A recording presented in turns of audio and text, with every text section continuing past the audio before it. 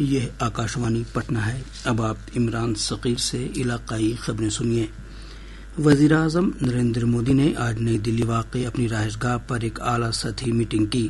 Meeting میں وزیر دفاع راجناتھ سنگھ، وزیر خارجہ ایس جے شنکر، قومی سلامتی مشیر اجیت ڈوبھال، دفاعی سربراہ جنرل انل چوہان، آرمی سربراہ جنرل اپیندر دویدی، بحریہ کے سربراہ ایڈمرل دنیش ترپاٹھی اور فضائیہ کے سربراہ ایئر چیف مارشل امر پریت سنگھ موجود تھے۔ یہ میٹنگ کل دونوں ملکوں کے فوجی آپریشن کے ڈائریکٹر جنرلز کی باہمی گفتگو کے بعد سیز فائر کے مد نظر ہوئی۔ دونوں ملکوں کے یہ افسر کل پھر بات کرنے والے ہیں۔ اس سے قبل خارجہ سیکرٹری وکرم مسری نے کل نئی دلی میں میڈیا کو بتایا تھا کہ بھارت پاکستان کے ذریعے سیز فائر کی خلاف ورزی کو کافی سنجیدگی سے لیتا ہے۔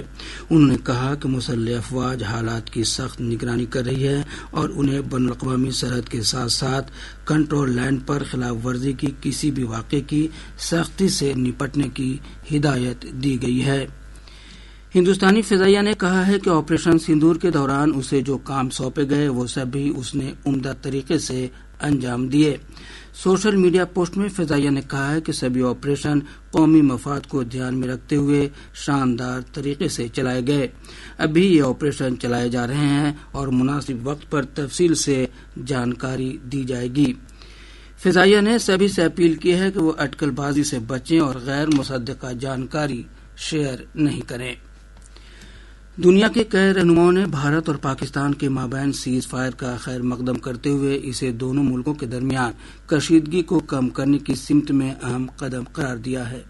اقوام متحدہ کے سیکرٹری جنرل انٹونیو گوتیرس نے ہندوستان اور پاکستان کے مابین سیز فائر پر معاہدے کا خیر مقدم کیا اور دونوں ملکوں سے اس سمت میں آگے بڑھنے کی اپیل کی۔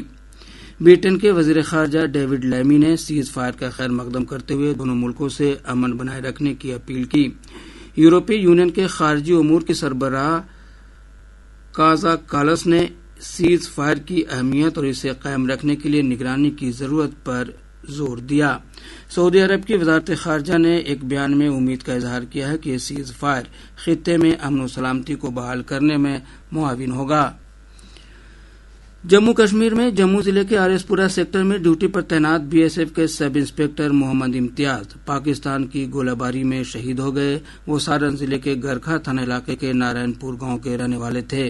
ان کا جسد خاکی آج شام تک آبائی گاؤں پہنچے گا، جہاں پورے سرکاری اعزاز کے ساتھ انہیں سپرد خاک کیا جائے گا۔ بہار میں کھیلے جا رہے کھیلو انڈیا یوتھ گیمز کا آج 8واں دن ہے۔ اب تک مہاراشٹر 27 گولڈ، 22 سلور اور 25 کانسے کے تمغے کے ساتھ کل 74 تمغے جیت چکا ہے اور تمغوں کی فہرست میں یہ پہلے مقام پر ہے۔